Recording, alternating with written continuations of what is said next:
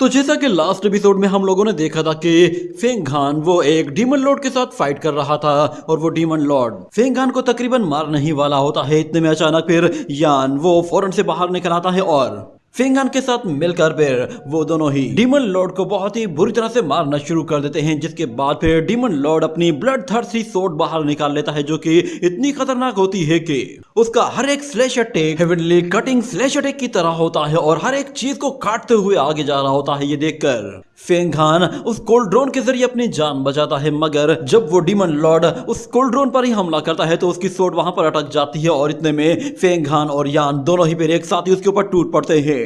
एक तरफ यान वो उसे अपनी गोल्डन पाल्म टेक्निक के जरिए मार रहा होता है और यहाँ पर फेंगहान वो उसकी ब्लड थर्स्टी सोर्ड को अपने कंट्रोल में करने की कोशिश करता है, मगर क्योंकि वो डीमन लॉर्ड अब मर चुका था तो इसीलिए वो ब्लड थर्स्टी सोर्ड पूरी तरह से आजाद हो गई थी और फेंगहान वहां से निकलकर फौरन से वापस अपने रियलम में आने की कोशिश करता है। जिसके बाद हमें टाई इमोर्टल सेक के एक मास्टर को दिखाया गया था। वो जब उस गोल्डन कोल्ड्रोन को देखता है तो वो कहता है कि ये तो किंग कोल्ड्रोन है। मैंने कभी सोचा भी नहीं था कि ऐसी जगह पर मुझे इस तरह का कोई ट्रेजर मिल जाएगा। चलो इससे अच्छा और मौका हो ही नहीं सकता, क्यों ना इसे अभी ही हासिल कर लिया जाए। ये कहने के साथ वो अपनी एनर्जी के जरिए उस किंग कोल्ड्रोन पर एक बहुत ही पावरफुल एनर्जी ब्लो अटैक करता है, जिसकी वजह से वहां पे मौजूद कुछ एविल क्रीचर्स वो उस अटैक से डिस्ट्रॉय हो जाते हैं, मगर किंग कोल्ड्रोन को उससे कुछ भी नहीं होता। मगर उसके अंदर बैठे हुए लोगों को एक जोरदार झटका लगता है, जिस पर फेंग शाओलिन कहती है ये क्या था, आखिर किसने हम पर हमला किया है। तो फेंगहान कहता है तुम लोग यहीं पर ही रुको, मैं बाहर जाकर देखता हूँ। ये कहते ही वो फौरन से उस कोल्ड्रोन से बाहर निकल आता है तो वो देखता है कि वहां पर एक और शख्स मौजूद है। फेंगहान उसे बताता है कि मैं फीदर इमोर्टल गेट का फेंगहान हूँ, आखिर आपने मेरे कोल्ड्रोन के ऊपर इस तरह हमला क्यों किया है, मैं कोई डीमन थोड़ी हूँ। सुनकर वो मास्टर हैरान होता है कि फीदर इमोर्टल सेक का डिसाइपल यहाँ पे क्या कर रहा है। वो फेंगहान से कहता है कि मैं टाई सेक का एक ट्रू डिसाइपल हूँ, मेरा नाम फूशो है। जिसके बाद वो फेंगहान के करीब जाता है और कहता है कि तुम एक इमोर्टल सेक के डिसाइपल हो तो फिर तुम डिमोनिक एनर्जी कैसे यूज कर रहे थे। तो फेंगहान उसे बताता है कि मैंने डिमोनिक पाथ को डिमोनिक रियलम में एक्सरसाइज किया है, जिसकी वजह से मैं डिमोनिक पाथ और इमोर्टल पाथ दोनों को कल्टीवेट कर सकता हूँ। मगर वो मास्टर उससे कहता है कि क्या तुम भूल गए हो, तुम्हारे सेक के मास्टर हुओ ट्यांडू ने फीदर इमोर्टल गेट के सारे रूल्स चेंज कर दिए हैं। अब वहां का कोई भी डिसाइपल डिमोनिक एनर्जी को यूज नहीं कर सकता। क्या तुम्हें इसके बारे में पता नहीं है।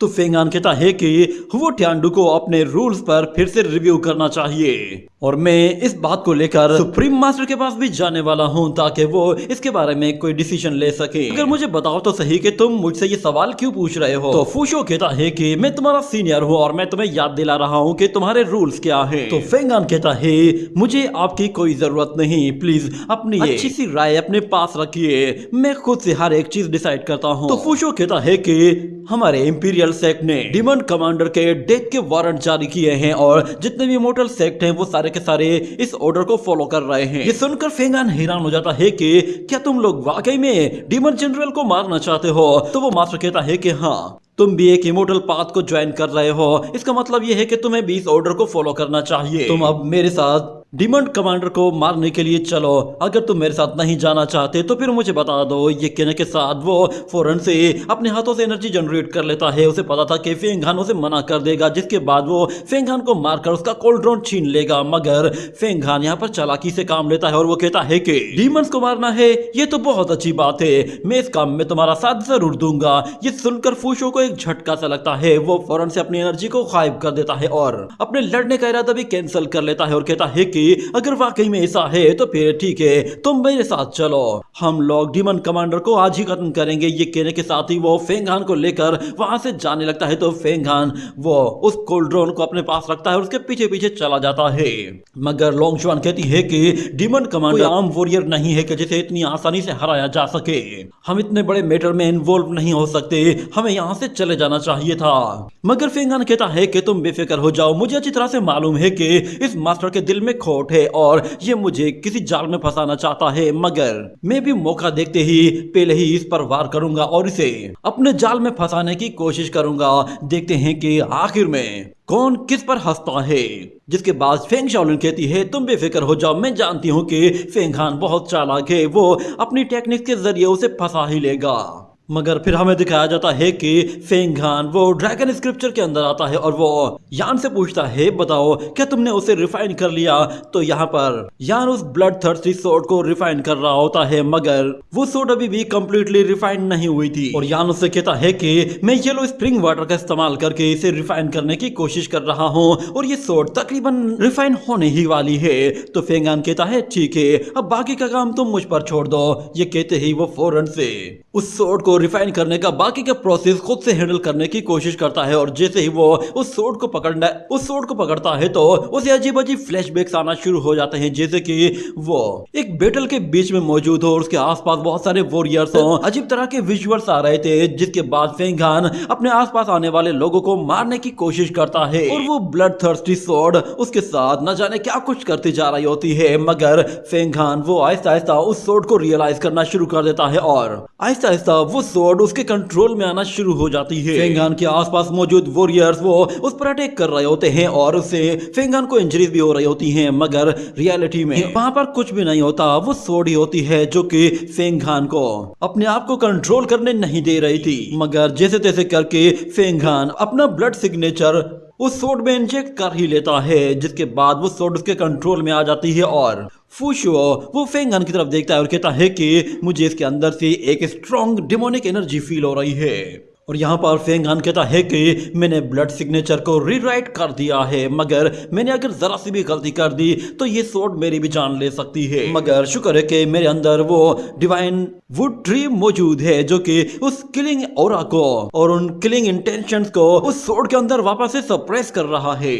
मगर यहाँ पर फूशो कह रहा होता है कि इस लड़के को हम लोग अपने मकसद के लिए इस्तेमाल कर सकते हैं, क्यों ना डीमन के अगेंस्ट यूज किया जाए। एक मर्तबा हम लोग उस जनरल से अपने हाथ साफ कर लें, उसके बाद फिर मैं इस लड़के को भी नहीं छोड़ूंगा। इससे तो मैं वो इमोर्टल कुलड्रोन हर हाल में लेकर रहूंगा। जिसके बाद वो फेंगान से कहता है कि हमें अपनी स्पीड बढ़ानी होगी। वो डीमन जनरल इस वक्त टाई युआन फील्ड के अंदर मौजूद है। तो टाई युआन का सुनते ही फेंगान हैरान हो जाता है कि ये कौन सी जगह है, मगर फेंग शाओलिन उसे बताती है कि मैं इसके बारे में जानती हूँ। टाई युआन ये वो जगह है जहाँ पर टाई युआन इमोर्टल ने अपनी इमोर्टैलिटी को अचीव किया था। ये एक ऐसा वर्ड है जो कि उन्होंने खुद से क्रिएट किया था। मैं तुम्हें बता दूं कि टाई युआन एडोब के अंदर जो भी नॉर्मल टेक्निक्स होती हैं वो काफी ज्यादा पावरफुल बन जाती हैं। यही वजह है कि बहुत सारे अवतार रियलम के वॉरियर्स भी उस एडोब के अंदर जाने से कतराते हैं। मगर यहाँ पर लोंगशुआन कहती है कि मैं टाई युआन एडोब के बारे में जानती हूँ। वहाँ पर हमारे एक्सप्लोर करने के लिए बहुत सारी चीजें हो सकती है, मगर वहाँ मौजूद जितनी भी कीमती चीजें थी वो सारी की सारी ऑलरेडी एक्सप्लोर की जा चुकी हैं। मगर वहाँ पे जो हिडन चीजें हैं उन्हें किसी ने भी आज तक एक्सप्लोर नहीं किया है। इसकी वजह ये है कि इंटीरियर एडोब टाई युआन बहुत ही ज्यादा खतरनाक है। टाई युआन एडोब के डीप में जाने वाले लोग कभी भी जिंदा वापस नहीं आ पाते। इतने में हम देखते हैं कि फेंगान और फूशो दोनों ही वो एक पोर्टल के करीब जाते हैं, तो फूशो फौरन से उसके अंदर चला जाता है। जिसके बाद फेंगान भी उसके साथ साथ वहां से जाता है, तो वो दोनों ही टाई युआन एडोब के अंदर आ पहुंचते हैं। फेंगान जब वो उस जगह लैंड करता है तो उसे वहां पर काफी ज्यादा अजीब सा फील होने लगता है। वो कहता है कि अच्छा, तो ये है वो जगह जहां पर नॉर्मल कल्टिवेटर्स भी अपने आप को काफी स्ट्रॉन्ग फील करते हैं। अगर वाकई में डीमन जनरल वो यहाँ पर मौजूद है तो इसका मतलब ये है कि वो इस वक्त बहुत ही बुरी सिचुएशन में होगा। और फिर हमें दिखाया जाता है टाई सेक के बहुत सारे मास्टर्स वहाँ पर पहले से ही मौजूद होते हैं और उन लोगों ने टाई इमोर्टल सेक की एक फॉर्मेशन भी क्रिएट की हुई होती है, जिसके जरिए उन लोगों ने डीमन जनरल को एक जगह लॉक किया हुआ होता है। और इतने में वहां पर लूमिंग आता है और वो कहता है कि ब्रदर फूशो, तुम ये किसे लेकर आए हो? तो फूशो कहता है कि ये इमोर्टल सेक का डिसाइपल है, इसके पास वो 5th ग्रेड का किंग कोल्ड्रोन मौजूद है और ये हमारी मदद करने के लिए यहाँ पर आया है। हम लोग इसे अपने साथ मिला लेते हैं, जिसके बाद ये खुद ही डीमन किंग को हैंडल कर लेगा। ये सुनते ही लोमी कहता है कि ओह अच्छा, तो ऐसी बात है। वो फेंगान से कहता है कि मेरे दोस्त, तुम जानते हो ना, इमोर्टल सेक्ट वो भी हमारा ही एक अलायंस है और ये किंग कोल्ड्रोन वो असल में हमारे ही सेक्ट का एक ट्रेजर है। इससे पहले ये ट्रेजर एक डीमन किंग के पास हुआ करता था, मगर हमारे से एक एल्डर ने उसे इंजर्ड कर दिया था। मगर उसके बाद ये कोल्ड्रोन कहीं गायब हो गया था, शायद उसके बाद ये तुम्हारे हाथ लग गया है। मगर फेंगान यहाँ पर चालाकी से काम लेता है और वो कहता है कि ये किंग कोल्ड्रॉन अभी तक मेरे पास है। मैंने इस कोल्ड्रॉन के बारे में अपने सुप्रीम मास्टर को नहीं बताया है। जब मैं ये ट्रेजर उन्हें दे दूंगा तो वो इसे रिफाइन करेंगे और वो खुद से इसे यूज करेंगे, और हो सकता है कि वो अपनी सुप्रीम टेक्निक्स को यूज करते हुए इसके अंदर मौजूद डिमोनिक नेचर को खत्म करके इसे पूरी तरह से रिफाइन कर दें, और उसके बाद ये ट्रेजर हमारे इमोर्टल पाथ सेक्ट का एक वैल्यूएबल ट्रेजर बन जाएगा। तो लोमी कहता है क्यों ना तुम इसे एक मर्तबा यूज करो, मैं चाहता हूँ तुम उसे यूज करते हुए उस डीमन जनरल को खत्म कर दो। तो फेंगान कहता है हाँ क्यों नहीं। ये कहने के बाद वो फौरन से ऊपर जाता है और जाते साथ ही अपनी वो ब्लड थर्स्टी सोर्ड बाहर निकाल लेता है, और जाते ही मोशुआ इसे कहता है कि आज मैं तुम्हें जिंदा नहीं छोड़ूंगा। ये कहते ही वो अपनी सोर्ड से बहुत ही जोरदार अटैक करता है, और उसकी सोर्ड से इतना खतरनाक ऑरा रिलीज होता है कि वहां मौजूद जितने भी मास्टर्स होते हैं उन्हें जोरदार झटके लगना शुरू हो जाते हैं, और वो लोग अपनी फॉर्मेशंस को बहुत ही मुश्किल से वहां पर होल्ड कर पाते हैं। और कुछ मास्टर तो उस एनर्जी की वजह से इतने हर्ट होते हैं कि वो फॉर्मेशन को छोड़ देते हैं। और मोशुआई जैसे ही फेंगान को पीछे धकेलता है तो उस सोर्ड एनर्जी की वजह से सारे ही मास्टर पीछे हट गए थे, और फेंगान वो वहां से काफी दूर जा गिरता है, और मोशुआई वो आजाद हो जाता है। तो वो फौरन से हवा मुंह पर आ जाता है और उन लोगों से कहता है कि अगर तुम लोग वाकई में मुझे आज यहाँ मारना चाहते हो तो मैं तुम लोगों को अपनी ट्रू पावर दिखा देता हूँ। ये कहने के बाद वो वहां पर जैसे एनर्जी क्रिएट करना शुरू करता है तो वो सारे ही मास्टर्स वहां से दूर भागने की कोशिश करते हैं, मगर जैसे ही मोशुआई अपनी एनर्जी रिलीज करता है तो वहां मौजूद जितने भी डिसाइपल्स होते हैं वो उस एनर्जी से टकराते ही डिस्ट्रॉय हो जाते हैं। ये देखने के साथ जाओ शाओयी वो फौरन से अपने बाकी के दोस्तों को लेकर अपने बाकी डिसाइपल की मदद करता है, और यहाँ पर फूशो और लूमिंग दोनों ही फेंगान का रास्ता रोक लेते हैं और फेंगान से कहते हैं कि तुमने उस डीमन कमांडर को आजाद करवा दिया। इसका मतलब ये है कि तुम उसके साथ मिले हुए हो क्योंकि तुम्हारे पास एक डिमोनिक स्वॉर्ड भी है। तुम डिमोनिक पाथ कल्टीवेशन के एक जासूस हो। ये कहने के साथ वो लोग फेंगान पर हमला करना शुरू कर देते हैं, तो फेंगान अपने आप को बचाने के लिए फौरन से पीछे हट जाता है और उन लोगों से कहता है मैं फीदर इमोर्टल गेट का एक ट्रू डिसाइपल हूँ, आखिर तुम लोग मुझे मारना क्यों चाहते हो। इतने में सब लोग पीछे पलट कर देखते हैं कि आखिर वहां पर चल क्या रहा है, ये लोग आपस में ही लड़ना क्यों शुरू हो गए हैं। फेंगान यहाँ पर अपने आप को उन दोनों ही मास्टर से बचाने के लिए अपनी डिमोनिक सोर्ड का इस्तेमाल कर रहा होता है, और सब लोग परेशान होते हैं कि आखिर इन लोगों को हो क्या गया है। इन लोगों को तो डीमन को मारना था, मगर ये तो एक दूसरे को मारने के पीछे पड़ गए हैं। फेंगान देखता है कि वो मास्टर उस पर कंटिन्यूसली एक के बाद एक अटैक करते जा रहे हैं, जिसकी वजह से उसका बचना थोड़ा सा मुश्किल होता जा रहा था। मगर अचानक से एक अम्ब्रेला आकर उस पर बहुत ही जोर से हिट करता है, जिसकी वजह से फेंगान वहां से दूर जा गिरता है, पर वो खुद को यहाँ पर संभाल लेता है और अपनी डिमोनिक सोर्ड को भी वापस अपनी तरफ बुला लेता है और कहता है कि एक तो मैं तुम लोगों की मदद कर रहा था कि तुम्हारे साथ मिलकर डीमन लॉर्ड को हराऊं, मगर तुम लोग उल्टा मेरे ऊपर ही हमला कर रहे हो। मैं अपने सुप्रीम लीडर को इसके बारे में जाकर जरूर बताऊंगा। मगर वो दोनों ही मास्टर उससे कहते हैं कि तुम डीमंस के जासूस हो, और लूमिंग कहता है कि तुमने सीक्रेटली डीमन जनरल की मदद की है और उसके बावजूद भी तुम कह रहे हो कि तुम डिमोनिक कल्टीवेशन में उसका साथ नहीं दे रहे। ये कहने के साथ वो फौरन से अपना अम्ब्रेला बहुत ही जोर से उसकी तरफ थ्रो करता है, तो फेंगान बड़ी ही मुश्किल के साथ उसे होल्ड करता है, मगर वो अम्ब्रेला फेंगान पर बहुत ज्यादा जोर लगा रहा होता है, जिसकी वजह से फेंगान को उसे रोकने में थोड़ी सी दिक्कत का सामना करना पड़ रहा था। मगर जैसे तैसे वो उसे होल्ड तो कर लेता है, मगर लूमिंग वो बहुत ही जोरदार किक मारते ही फेंगान को उस अम्ब्रेला से इतना पुश करता है कि फेंगान फिर से वहां से बहुत ही दूर जा गिरता है। मगर उसके बावजूद भी लूमिंग उसके पीछे जाता है और एक के बाद एक अटैक करना शुरू कर देता है, तो फेंगान अपनी ब्लड थर्स्टी सोर्ड के जरिए उसके अटैक को रोक रहा होता है।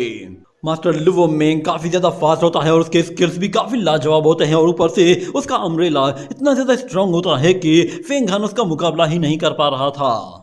मगर वो मास्टर लूमिंग से हार भी नहीं मानता। किसी तरह वो ब्लड थर्स्टी सोर्ड का सहारा लेकर उसके साथ फाइट करता रहता है, और जितना ज्यादा टाइम स्पेंड कर सकता था वो स्पेंड करता जा रहा था, ताकि उसे एक सही मौका मिले और सही मौके पर वो हमला कर सके। और अभी तक उसने फेंग शाओलिन और लोंग शुआन में से किसी को भी मदद के लिए नहीं बुलाया था। जिसके बाद वो दोनों ही मास्टर पर एक साथ मिल जाते हैं, तो फेंगान बहुत ही मुश्किल से अपनी जान बचाते हुए वहां से पीछे हटता है, और फिर वो उन दोनों ही मास्टर से कहता है कि मैं इमोर्टल पाथ का कल्टीवेटर हूं, मुझे लगता है कि शायद तुम लोग डिमोनिक कल्टीवेशन को ज्वाइन कर चुके हो, इसीलिए तुम मुझे मारना चाहते हो।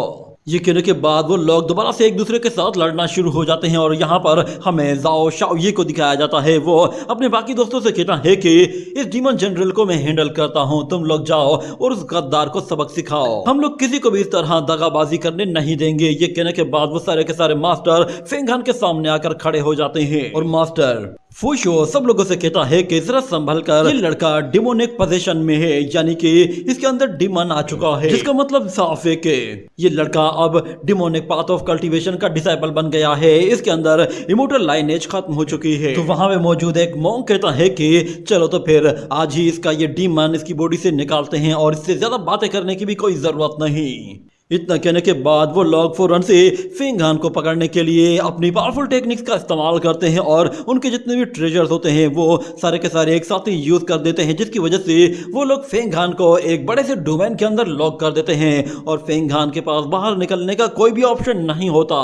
और मास्टर फूशो से कह रहा होता है कि तुम इस एरे से कभी भी बाहर नहीं निकल सकते, क्योंकि हमारी कंबाइन एनर्जी की वजह से ये एरे एक गोल्डन कोर लेवल तक चला गया है। तुम्हारे लिए बेहतर ये है कि तुम बस अपनी मौत को एक्सेप्ट कर लो, क्योंकि यहाँ से बाहर निकलने का तो तुम्हारा कोई ऑप्शन है ही नहीं। ये कहने के बाद वो सारे के सारे फेंगान पर हंसते हुए उसका मजाक उड़ा रहे होते हैं, मगर हमें दिखाया जाता है अचानक से एक पर्पल लाइटनिंग आकर हिट करती है, जिसकी वजह से वो एरे पूरी तरह से डिस्ट्रॉय हो जाता है और वो मास्टर्स भी वहां से बहुत ही दूर जा गिरते हैं। उन लोगों को समझ में ही नहीं आता कि आखिर हमला किसने किया है। वो अटैक इतना ताकतवर होता है कि वो सारे के सारे मास्टर उससे बहुत ही बुरी तरह से हर्ट हुए थे। इतने में जब वो लोग ऊपर की तरफ देखते हैं तो ऊपर पर्पल क्लाउड्स आ जाते हैं, जिसका मतलब था Feng king Shuey. Feng king Shuey फौरन से नीचे आती है और वो आते साथ ही उन लोगों से कहती है, तुम लोगों की हिम्मत कैसे हुई मेरे फीदर इमोर्टल सेक के डिसाइपल को हर्ट करने की। तो फेंगान सीनियर सिस्टर को वहां पर देखता है तो वो कहता है कि सिस्टर आपका बहुत बहुत शुक्रिया कि आपने मेरी हेल्प की। और मोशुई भी उसे वहां पर देखकर काफी ज्यादा खुश होता है, मगर फेंग किंग शुई वहां मौजूद उन टाइसेक के मास्टर से कह रही होती है कि फेंगान वो युहाउसेक का एक अच्छा डिसाइपल है, मुझे उससे बहुत सारी उम्मीदें हैं। उसने जेड कोल्ड्रॉन हासिल किया है सिर्फ और सिर्फ उस जेड को प्रोटेक्ट करने के लिए, और उसने 70 डीमन लॉर्ड को मारा भी है, जिसकी वजह से उसने डीमन लॉर्ड की ये स्वॉर्ड उससे छीनी है। तुम लोगों को तो उसे शाबाशी देनी चाहिए कि वो तुम लोगों की तरफ से डीमन से लड़ रहा है। और वैसे भी अगर फेंगान ने कोई गलत काम किया है तो उसकी सजा का फैसला तुम लोग कैसे कर सकते हो, तुम्हारा हमारे सेक्ट के साथ कोई लेना देना है ही नहीं। हमारे सेक्ट का एक सुप्रीम लीडर है और वो ही सब कुछ फैसले कर सकता है। तुम लोगों को इस मामले में टांग अड़ाने की कोई इजाजत नहीं। अगर तुम लोग डीमंस को मारते हो तो तुम्हारा सेक्ट तुम्हें इसके लिए रिवॉर्ड देगा, मगर फेंगान ने डीमंस को मारा है तो उसके लिए हमारा सेक्ट उसे रिवॉर्ड देगा। ये सुनकर वहां मौजूद लोग सरप्राइज हो जाते हैं कि क्या वाकई में फेंगान ने 70 डीमन लॉर्ड को मार दिया है।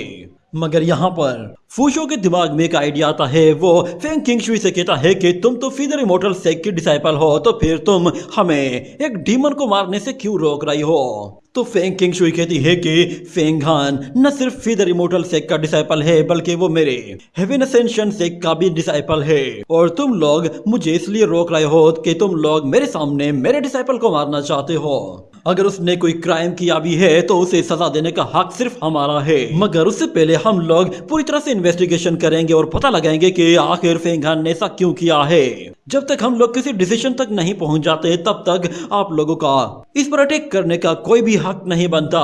मगर वहां पे मौजूद जाओ शाओयी वो फेंग किंग शुई से कहता है कि तुम्हें हमारे सामने इस तरह बात नहीं करनी चाहिए, इस तरह दोनों सेक्ट के बीच में आपस में दरारें पैदा होंगी। तुम्हारा वो डिसाइपल जिसका नाम फेंगान है, उसने जब से उस डिमोनिक स्वॉर्ड को पकड़ा है वो डिमोनिक पोजीशन में आ चुका है, और वो अब क्लियरली उस डीमन जनरल की मदद कर रहा है। अगर हम लोगों ने इसे ऐसे ही खुला छोड़ दिया होता तो शायद इसने हमारे साथियों को मार देना था, और बाद में फिर हम लोग अगर रिपोर्ट करने के लिए आते भी तो क्या फायदा होता।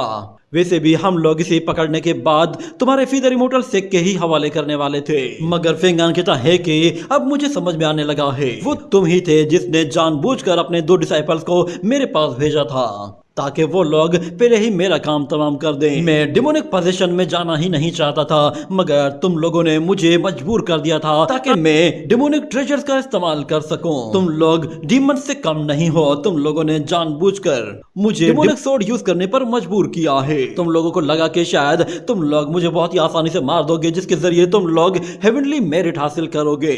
तुम्हारे अंदर सिर्फ और सिर्फ हेवनली मेरिट की लालच भरी हुई है। तुम लोगों को हेवनली इमोर्टल वे से लेना देना कुछ भी नहीं है, बस तुम लोगों को अपनी मेरिट के जरिए अपने इमोर्टल पाथ को आगे बढ़ाना है। शायद तुम लोग फीदर इमोर्टल सेक्ट से जलते हो और इसी का फायदा उठाकर तुम लोग हमारे ऊपर इल्जाम लगाकर हमें मारना चाहते हो। अगर कल को तुम सेम तरह का कोई ट्रेजर यूज करो और फिर बाकी सारे लोग तुम्हारे अगेंस्ट खड़े हो जाए, तो फिर तुम्हें कैसा फील होगा? ये बात उस मास्टर को इतना गुस्सा दिलाती है कि वो फेंगान के ऊपर एक बहुत ही पावरफुल विंड टोर्नेडो जैसे रिलीज करता है, तो दूसरी तरफ से फेंग किंग शुई उसके उस टोर्नेडो को हवा में ही तितर बितर कर देती है। ये देखकर फेंगान खुद भी हैरान हो गया था, मगर दूसरी तरफ फेंग किंग शुई वो शाओयी से कहती है कि तुम्हारे अंदर कुछ भी स्पेशल नहीं है, लगता है कि तुम अब भी अपनी वही बचकानी ट्रिक्स यूज करके हमारे फीदर इमोर्टल सेक्ट को नीचा दिखाना चाहते हो। अगर तुम लोगों में वाकई में हिम्मत है तो फिर मुझे दिखाओ कि तुम्हारे इंपीरियल फिजिशियन सेक्ट में कितना दम है। मगर जाओ शाओयी कहता है कि फेंग किंग शुई तुम अभी मेरे बराबर के लेवल की नहीं हो, इसलिए तुम मेरे सामने इस तरह शो ऑफ करना क्वालिफाइड ही नहीं करती। तुम लोग अगर सारे के सारे एक साथ आना चाहो तो भी आ जाओ। अगर तुम लोग अपने फीदर इमोर्टल सेक्ट की टेक्निक्स और डिमोनिक टेक्निक्स के साथ उस ब्लडथर्स्टी स्वॉर्ड को यूज करना चाहो भी तो कर लो, मैं तुम लोगों को अकेले ही हैंडल कर लूंगा। मगर अचानक से यहाँ पर मो शुआई बोल पड़ता है और वो कहता है कि जाओ शाओयी, तुम्हें क्या लगता है कि तुम अपने सेक्ट के रूल्स को मेरे ऊपर थोपोगे? मेरा डिमोनिक सेक्ट वो रूल्स को फॉलो नहीं करता है। ये कहने के साथ वो अपने हाथों से एनर्जी जनरेट करना शुरू कर देता है और हमें दिखाया जाता है कि जैसे ही वो एनर्जी को फैला देता है तो वहां पे मौजूद जितने भी गेटवे बने हुए होते हैं वो सारे के सारे आहिस्ता आहिस्ता क्लोज होना शुरू हो जाते हैं। यानी कि मो शुआई अंदर जाने के और बाहर आने के सारे रास्ते बंद कर रहा होता है। ये देखकर वो सारे के सारे लोग हैरान हो जाते हैं कि अब यहाँ से बाहर कैसे निकला जाए। मगर मो शुआई हंसते हुए उन लोगों से कहता है कि अब तुम लोग इस इमोर्टल एडोब के अंदर हमेशा के लिए कैद हो गए हो। अब यहाँ से सिर्फ और सिर्फ तुम लोग तभी बाहर जा सकते हो जब तक तुम लोग सारे के सारे मार दिए न जाओ। यहाँ से सिर्फ और सिर्फ एक ही शख्स जिंदा वापस जा सकता है। वो फेंग किंग शुई से कहता है कि क्यों ना हम लोग एक साथ मिलकर ही इन्हें खत्म कर दें, वैसे भी ये सारे के सारे यूजलेस हैं। ये बात सुनते ही यहाँ पर टाइसेक के मास्टर्स कहते हैं कि फेंग किंग शुई अगर तुमने इसके साथ हाथ मिला लिया तो फिर याद रखना कि तुम्हारा फीदर इमोर्टल सेक्ट वो हमारे इंपीरियल सेक्ट का दुश्मन बन जाएगा और उसके बाद तुम लोग दुनिया में कहीं भी किसी को मुंह दिखाने के लायक नहीं रहोगे। और यहाँ पर फेंग किंग शुई कहती है कि मैं इमोर्टल पाथ को ज्वाइन कर चुकी हूँ और मेरी जर्नी भी अब इमोर्टल पाथ के साथ है। वो मो शुआई को मना करती है कि मैं इन्हें मारने के लिए तुम्हारा साथ नहीं दे सकती। तो मो शुआई कहता है चलो ठीक है, फिर इस बात को भूल जाओ। मगर अचानक से वहां पर हमें किसी की आवाज सुनाई देती है। वो शख्स मो शुआई से कहता है कि तुम यहाँ से जा सकते हो। इतना कहने के बाद हम लोग वहां पर सन वुई को देखते हैं जो कि टाई इमोर्टल सेक्ट का एक ऑथेंटिक डिसाइपल होता है। वो फेंग किंग शुई से कहता है कि तुम अपनी जगह बिल्कुल ठीक हो, तुमने डिमन कमांडर को ना ज्वाइन करके बहुत ही अच्छा फैसला किया है। अब हमारे इंपीरियल एकेडमी का तुम्हारे हेवन असेंशन और फीदर इमोर्टल सेक्ट के साथ कोई लेना देना नहीं है और आज से हमारा टाई सेक्ट वो तुम लोगों के अगेंस्ट कभी भी नहीं जाएगा। ये कहने के बाद वो वहां पर सीनियर हो ट्यांडू से कहता है कि प्लीज ब्रदर आ जाइए। ये कहने की ही देर थी कि हमें फिर उन क्लाउड्स के ऊपर से फिर एक और पोर्टल क्रिएट होते हुए दिखाया जाता है जिसके अंदर से सीनियर ब्रदर हो ट्यांडू अपीयर होता है। उसे वहां पर देखकर फेंग हान और बाकी सारे लोग भी हैरान हो जाते हैं कि आखिर ये यहाँ पर क्या कर रहा है। इसी के साथ ही ये एपिसोड भी यहीं पर ही एंड हो जाता है।